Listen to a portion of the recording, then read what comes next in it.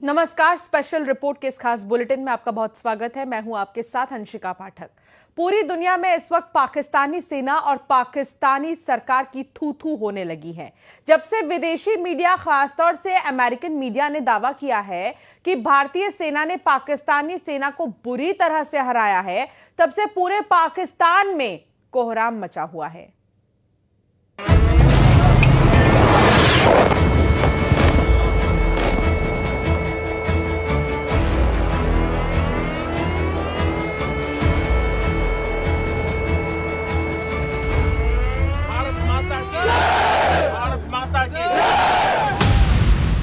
रौंद डाला पाकिस्तान, अमेरिकी एक्सपर्ट की गवाही।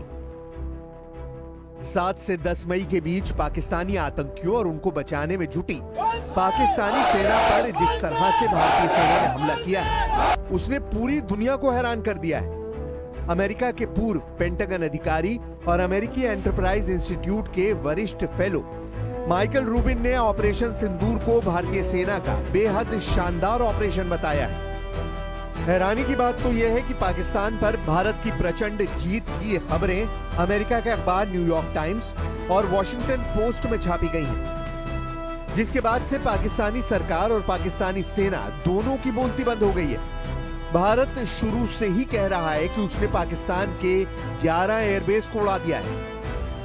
कुछ खबरों में तो यहां तक दावा किया गया है कि पाकिस्तान के कम से कम 8 लड़ाकू विमान भारतीय वायुसेना के हमलों में तबाह हुए हैं। लेकिन उसके बावजूद भिखारी नंबर 1 बन चुका पाकिस्तान पाकिस्तानियों को यही समझाने और दिखाने में जुटा है कि पाकिस्तान 4 दिन की जंग में जीत गया है, जबकि पूरी दुनिया में पाकिस्तानी सेना की बुरी तरह से भद्द पिट चुकी है। अमेरिका के पूर्व पेंटागन अधिकारी माइकल रूबिन ने तो साफ कह दिया है कि पाकिस्तानी सेना भारतीय सेना के सामने टिक ही नहीं पाई। पाकिस्तानी सेना दुम दबाकर एक कुत्ते की तरह जंग के मैदान से भाग गई। हम आपको दिखाने जा रहे हैं कि 4 दिन में पाकिस्तानी वायुसेना की कब्र कैसे बनी है और ऑपरेशन सिंदूर का अगला टारगेट क्या है। अमेरिकी मीडिया का दावा, बुरी तरह से हारा पाकिस्तान। भारत द्वारा चलाए गए ऑपरेशन सिंदूर के दौरान भारत और पाकिस्तान के बीच 4 दिनों तक जंग हुई। इस दौरान भारतीय वायुसेना के सटीक मिसाइल, ड्रोन और बम हमलों से पाकिस्तान के 11 लड़ाकू हवाई अड्डे तबाह हो गए। भारतीय सेना के सटीक और घातक हमलों के बाद पूरा पाकिस्तान घुटनों पर आ गया और सीज फायर के लिए अमेरिका के पैरों में गिर पड़ा। अब हम आपको बताते हैं कि सिर्फ 4 दिन की जंग के बाद ही पाकिस्तान सीज फायर के लिए बुरी तरह से क्यों गिड़गिड़ाने लगा। अमेरिकी अखबार न्यूयॉर्क टाइम्स ने कहा है कि भारत ने पाकिस्तान के सैन्य ठिकानों और एयरबेस को निशाना बनाने में साफ बढ़त हासिल की है। भारतीय सेना के अलावा अब अमेरिका के टॉप मीडिया संस्थान भी पाकिस्तानी सेना की तबाही की पोल खोल रहे हैं। अमेरिका के न्यूयॉर्क टाइम्स ने हाई क्वालिटी सैटेलाइट तस्वीरों को भी साझा किया है, जो मैक्सन टेक्नोलॉजी द्वारा खींची गई सैटेलाइट तस्वीरें हैं, जिसमें एयरबेस की पुरानी और हमले के बाद की तस्वीरों को दिखाया गया है। अमेरिका के न्यूयॉर्क टाइम्स ने इन्हीं सैटेलाइट तस्वीरों के आधार पर दावा किया है कि भारत के हमले काफी प्रभावी थे और बेहतर लक्षित थे।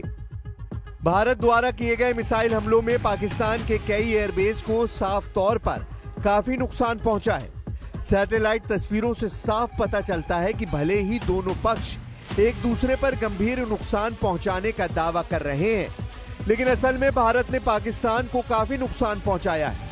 इस रिपोर्ट में कहा गया है कि दोनों देशों में मॉडर्न डे वॉरफेयर और सटीक हथियारों के दौर में रणनीतिक रूप से हमलों को अंजाम दिया, लेकिन भारत ने इस लड़ाई में पाकिस्तान की एयरफोर्स के एयरबेस को निशाना बनाया, जिसमें पाकिस्तान के कई एयरबेस बर्बाद हो चुके हैं। अमेरिका के पूर्व पेंटागन अधिकारी और अमेरिकी एंटरप्राइज इंस्टीट्यूट के वरिष्ठ फेलो माइकल रूबिन ने ऑपरेशन सिंदूर के दौरान भारत की सैन्य और कूटनीतिक जीत की जमकर तारीफ की है और पाकिस्तान को इस जंग में हारा हुआ करार दिया है।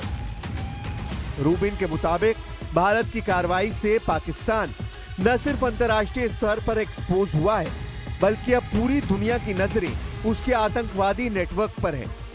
अमेरिका के पूर्व पेंटागन अधिकारी और अमेरिकी इंटरप्राइज इंस्टीट्यूट के वरिष्ठ फेलो माइकल रूबिन ने पाकिस्तानी सेना की हार की तुलना उस कुत्ते से की है जो मुकाबले के वक्त दुम दबाकर भाग जाता है।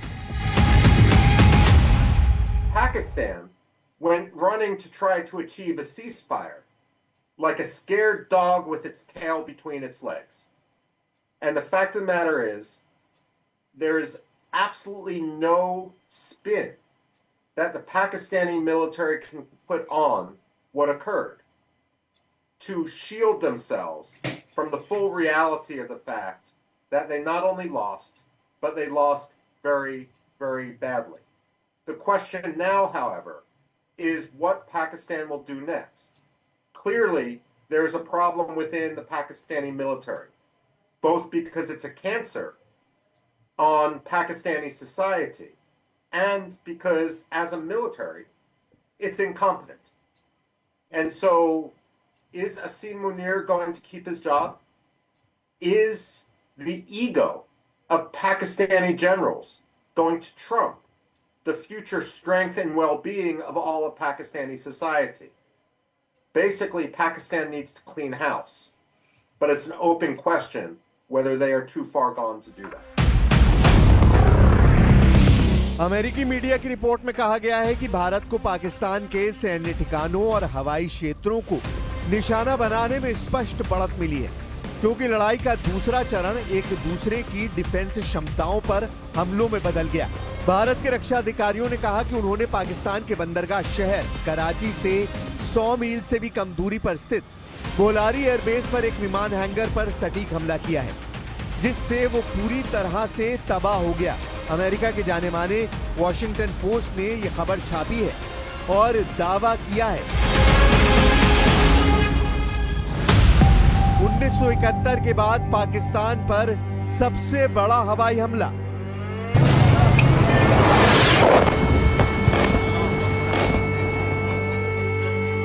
वॉशिंगटन पोस्ट ने सैटेलाइट तस्वीरों और दूसरे ठोस सैन्य सबूतों के हवाले से बहुत बड़ा खुलासा किया है। वॉशिंगटन पोस्ट का दावा पाकिस्तान पर भारतीय हमलों में कम से कम 6 हवाई अड्डों पर रनवे और संरचनाओं को नुकसान पहुंचा है। वॉशिंगटन पोस्ट के मुताबिक पिछले कई दशकों में यह अपनी तरह का सबसे बड़ा हमला था। वॉशिंगटन पोस्ट ने लिखा है कि 2 दर्जन से ज्यादा सैटेलाइट तस्वीरों और उसके बाद के वीडियो की समीक्षा में पाया गया है कि हमलों में पाकिस्तानी वायुसेना द्वारा इस्तेमाल किए जाने वाले 3 हैंगर, 2 रनवे और 2 मोबाइल इमारतों को भारी नुकसान पहुंचा है। भारत द्वारा निशाना बनाई गई कुछ जगह तो पाकिस्तान के 100 मील अंदर तक थी, उन्हें भी भारतीय सेना ने आसानी से निशाना बना लिया। वॉशिंगटन पोस्ट ने किंग्स कॉलेज लंदन के इंटरनेशनल रिलेशन के सीनियर प्रोफेसर और दक्षिण एशियाई सुरक्षा मुद्दों के विशेषज्ञ वॉल्टर लैडविक के हवाले से लिखा है कि साल 1971 के बाद भारत ने पाकिस्तान के सैन्य बुनियादी ढांचे पर सबसे खतरनाक हवाई हमले किए हैं। वहीं विलियम गुडहिंड, जो कॉन्टेस्टेड ग्राउंड के एक भूस्थानिक विश्लेषक हैं और जो सैटेलाइट तस्वीरों की एनालिसिस करने के एक्सपर्ट हैं, उन्होंने कहा कि भारत ने पाकिस्तान के हाई वैल्यू टारगेट पर पिन पॉइंट हमले किए, जिसका मकसद पाकिस्तान के आक्रामक और डिफेंसिव एयरफोर्स क्षमता को गंभीर रूप से कम करना था। वॉशिंगटन पोस्ट ने लिखा है कि भारत ने पाकिस्तान में 11 ठिकानों पर सटीक हमला करने के दावे किए हैं और इसमें वो स्थान शामिल हैं जहां वॉशिंगटन पोस्ट ने नुकसान की पुष्टि की है, जिसमें भारत ने दावा किया कि उनका हमला मापा हुआ और कैलिब्रेटेड था। रिपोर्ट के मुताबिक तस्वीरों में हैंगर जैसी दिखने वाली चीज को साफ नुकसान दिखाई दे रहा है। इसके अलावा नूर खान एयरबेस शायद सबसे संवेदनशील सैन्य लक्ष्य था जिस पर भारत ने हमला किया। नूर खान एयरबेस पाकिस्तानी सेना के मुख्यालय और देश के प्रधानमंत्री के कार्यालय से लगभग 15 मील की दूरी पर है और पाकिस्तान के परमाणु शस्त्रागार की देखरेख और सुरक्षा करने वाली यूनिट से भी ये थोड़ी ही दूरी पर स्थित है।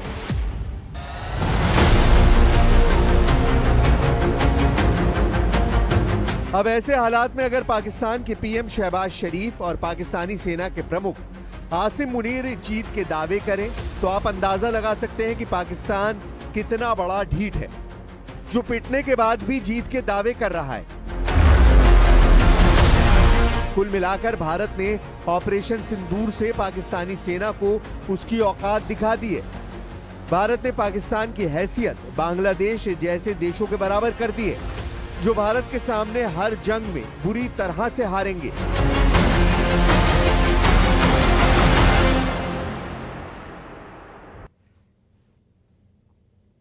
पाकिस्तान के प्रधानमंत्री शहबाज शरीफ के